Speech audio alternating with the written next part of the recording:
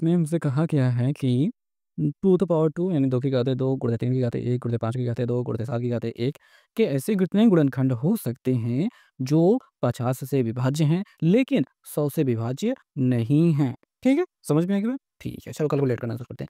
सबसे पहले बात तो 50 को समझ लो, 50 क्या होता है?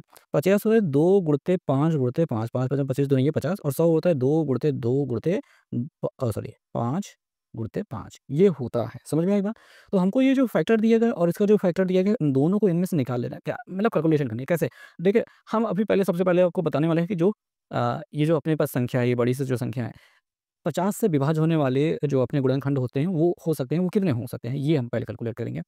तो भई हम क्या करेंगे, जैसे 2 गुणित 5 की घात 2 है अपने पास, यही संख्या को हम रीराइट दोबारा लिख रहे हैं यहाँ पे, लेकिन अब की बार ये जो 50 वाला मामला जो हो रहा था, जो हमने 2 गुणित 5 की घात 2 हमने लिख रखा था, 50 इसके बराबर होता है, उसको हम इस संख्या में से निकाल लेंगे, बाकी छोड़ देंगे। जैसे कि यहाँ पे 2 की घातें 2 है, तो इसमें से हमने 1 2 निकाल लिया है, यानी 2 की घातें 1 हमने निकाल लिया है, तो अंदर 2 की घातें 1 बचेगा।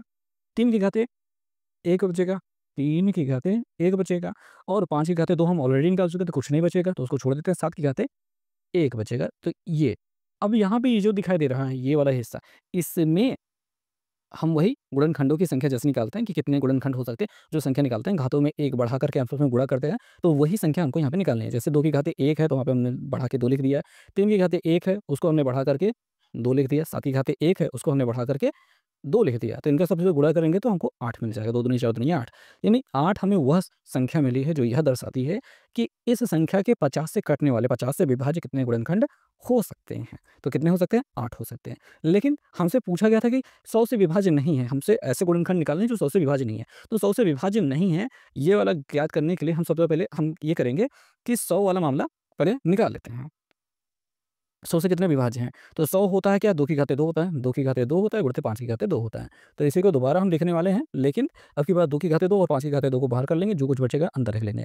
जैसे 2 की घातें 2 है यहाँ पे, तो उसको छोड़ दिया, फिर 3 की घातें 1 है, 3 की घातें 1 लिख दिया, 5 की घातें 2 निकल गया है, 7 की घातें 1 है, तो 7 की घातें 1 को लिख लिया। ये हो गया बात? ठीक है, इतना हो गया। तो इसमें से अगर कैलकुलेट करेंगे, 3 की घातें 1 है, तो उसमें बढ़ा देंगे, 1 बढ़ा देंगे तो 2 हो जाएगा।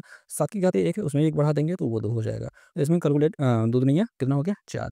तो 100 से विभाज्य जो संख्याएँ होती हैं, वो हो गई 4। अब हमको 50 से विभाज्य हैं, लेकिन 100 से विभाज्य नहीं है, वाले मामले में देखिए, जो संख्याएँ 50 से विभाज्य हैं, पहली बात आपको समझ में पता होना चाहिए कि जो संख्याएँ 50 से विभाज्य हैं, मतलब जो 100 से विभाज्य हैं, वो 50 से भी विभाज्य होंगे ही, ठीक? यहाँ पे जो 100 से विभाज्य वाली जो 4 संख्याएँ ऐसी हैं, जो 100 से विभाज्य हैं, वो 50 से भी विभाज्य होंगी, यानी कि ये 8 में ये वाली 4 संख्याएँ भी हैं। तो 8 में यही वाली 4 संख्याएँ हम घटा देंगे, तो हमें मिल जाएगा 4, यानी वो 4 संख्याएँ ऐसी होंगी जो 50 से तो विभाज्य है, लेकिन 100 से विभाज्य नहीं होंगे। तो इस प्रकार से तीसरा वाला विकल्प यानी कि 4 हमारा सही जवाब हो जाएगा।